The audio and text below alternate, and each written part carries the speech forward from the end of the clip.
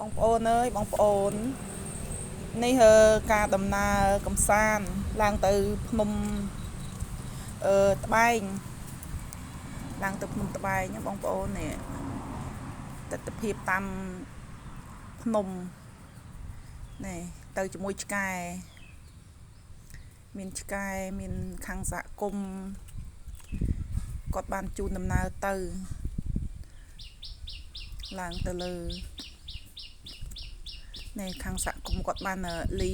ជាសង្កសីឡើងទៅលើជាសង្កសីបងប្អូនបងប្អូនមានចំណាប់អារម្មណ៍ចង់ឡើងភ្នំត្បែងទេបងប្អូនចំណាប់អារម្មណ៍ឡើងភ្នំត្បែងបងប្អូនជើញឡើងភ្នំត្បែងទៅលេងភ្នំត្បែងទាំងអស់គ្នាទេសភាពស្អាតបងប្អូនមានទឹកជ្រោះមានអីនេះឡើងមកដល់លើហើយបងប្អូននេះ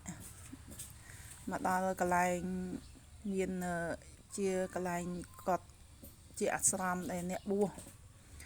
ហើយកន្លែងទីតាំងកន្លែងគាត់មានទឹកជ្រោះមានទឹកជ្រោះដល់លើទៅមានទឹកជ្រោះបងប្អូនមានទឹកជ្រោះស្អាតមានកាំចដាលចុះទៅខាងក្រោម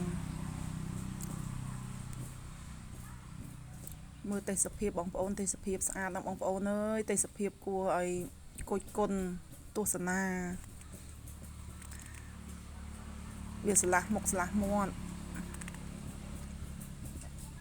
បើបងប្អូនមកបងប្អូននឹងឃើញទីតាំងកន្លែងស្អាតហើយនឹងបងប្អូននឹងចង់មកទស្សនាជារឿយនេះដំណាំក៏ដាំបងប្អូនគាត់ដាំតាំងពីខ្នោតាំងពីចេកតាំងពីជីនេះផ្លូវចុះទៅក្រោមបងប្អូនផ្លូវចុះទៅក្រោមណាយើងចុះទៅក្រោមទៅមើលទឹកជ្រោះខាងក្រោមនេះនេះបងប្អូនឃើញទេសភាពស្អាតទេមកដល់មានខាងសហគមន៍គេជូនយើងមកបងប្អូននេះទឹកជ្រោះឲ្យបងប្អូននេះ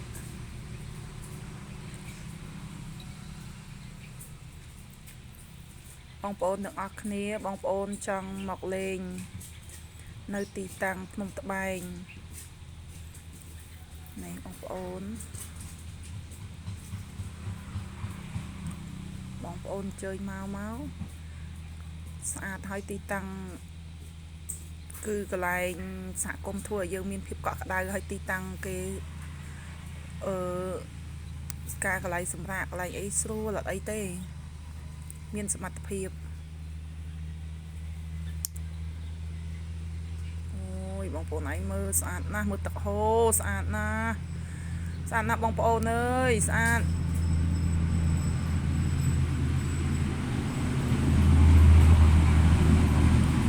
កន្លែងនេះកន្លែង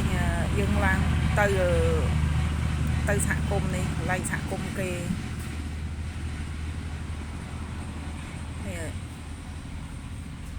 នេះស្ពានណាបងប្អូនស្ពានហ្នឹងយើងដើរទៅខាងសហគមន៍គេហើយកន្លែងកញ្ចុះបងប្អូនឃើញមិញហ្នឹងកន្លែងកញ្ចុះកន្លែងសហគមន៍គេលក់អីវ៉ាន់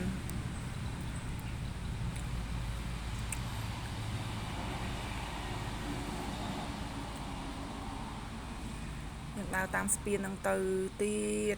ទៅក្នុងទៀតណាបងប្អូន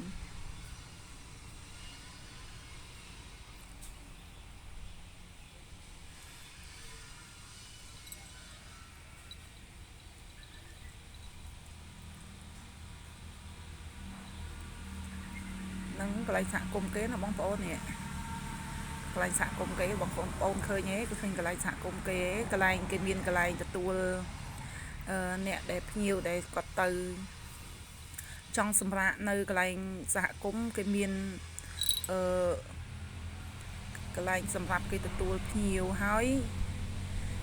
គេមានមហូបបងប្អូនកំងមហូបកំងអីយើងកំងនៅកន្លែងសហគមន៍គេទៅគេរៀបចំឲ្យយើងបងប្អូន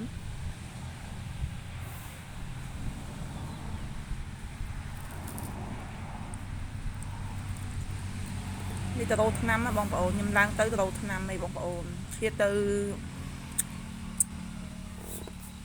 ទស្សនាផងឈៀតទៅរកថ្នាំផង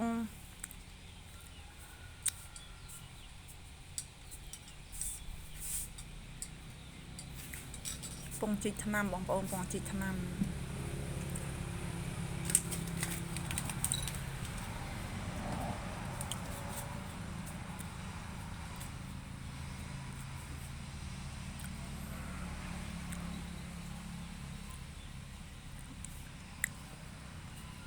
ជីកថ្នាំច្រើនមុខដែរទៅរកថ្នាំកសៃ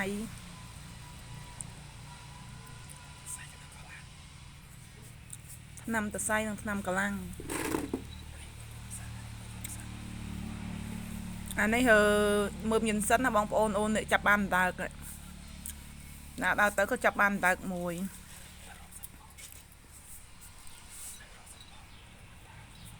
ហើយ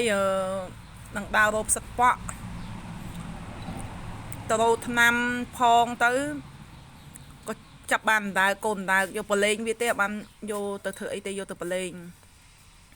ហើយនឹងដើររោបសឹកប៉ក់បងប្អូនទៅរោបសឹកប៉ក់រោអីនេះឯនេះ